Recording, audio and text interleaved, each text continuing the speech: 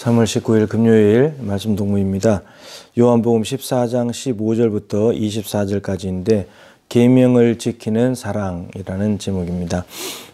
오늘 그 본문 말씀에 이렇게 반복되는 표현이 있습니다. 3번 정도 반복이 되는데 너희가 나를 사랑하면 나의 계명을 지키리라. 그러니까 하나님 예수님을 사랑하게 되면 계명을 지킨다. 사랑하는 것은 곧 계명을 지키는 것으로 드러난다 이런 말이고, 또 밑에 21절에 가면 나의 계명을 가지고 지키는 자라야 나를 사랑하는 거다.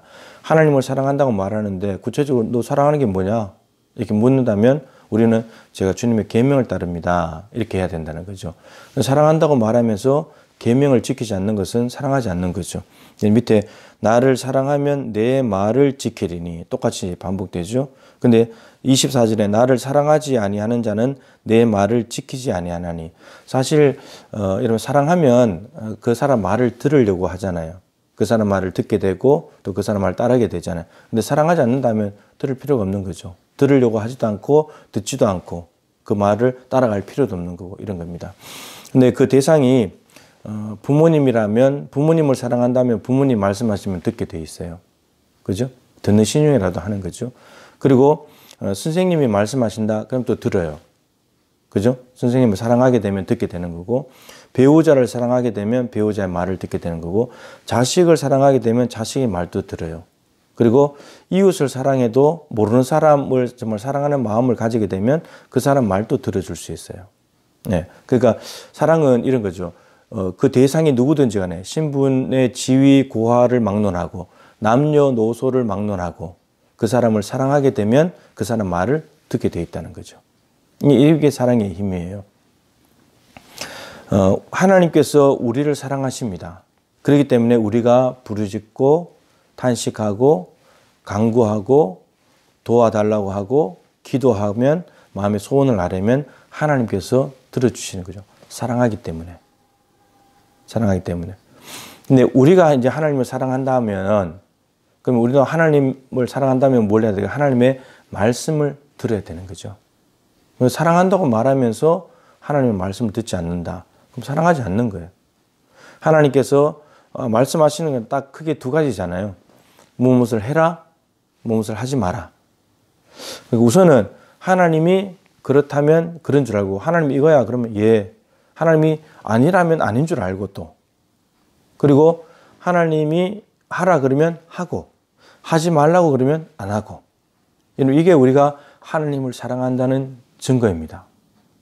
하나님 출애굽기 20장의 10계명에 보면 두 번째 계명이 우상을 만들지 마라, 형상을 만들지 말라 이런 거잖아요.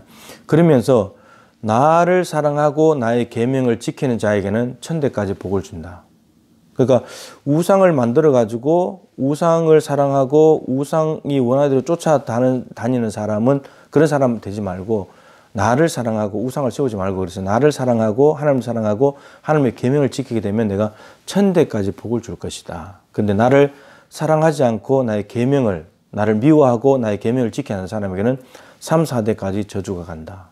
그러니까 3, 4대, 천대, 여기서 하려고 하는 얘기는 정확하게 딱 대수를 말하는 그런 것이 아니고 자동적으로 된다는 것도 아니고, 이게 하나님을 사랑하고 하나님의 계명을 지키는 것이 얼마나 하나님이 기뻐하시는 일이라면 천대까지, 3, 4대 말씀 안 지키는 저주하는 세대 3, 4대인데 비교도 안 될 만큼 너무나 많은 큰 은혜와 복을 주시겠다는 하나님의 마음입니다. 그러니까 하나님이 우상을 섬기지 않고 하나님을 섬기는 것을 얼마나 기뻐하시는지를 그냥 알 수 있는 거죠. 그런데 이것이 성경 전체에 흐르는 겁니다. 사실 하나님과 우리 사이에는 가장 중요한 관계는 하나님은 말씀하시고 우리는 순종하는 관계죠. 원래 인간을 창조하셨을 때 땅을 다스리라, 정복하라, 그리고 내가 복을 준다. 그러고 난 뒤에 가장 첫 번째 계명이 뭡니까?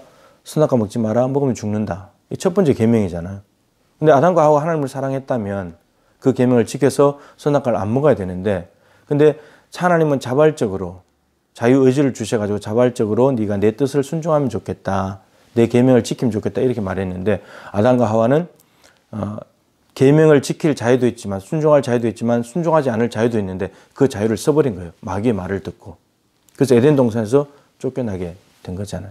그 최초의 인류가 하나님의 말씀에 순종하지 않음으로 해서 죄악에 빠지게 된 거고 하나님과 멀어지게 됐는데 이 아담의 후손으로 태어난 우리들이 다 거기에 빠져 있다는 거예요.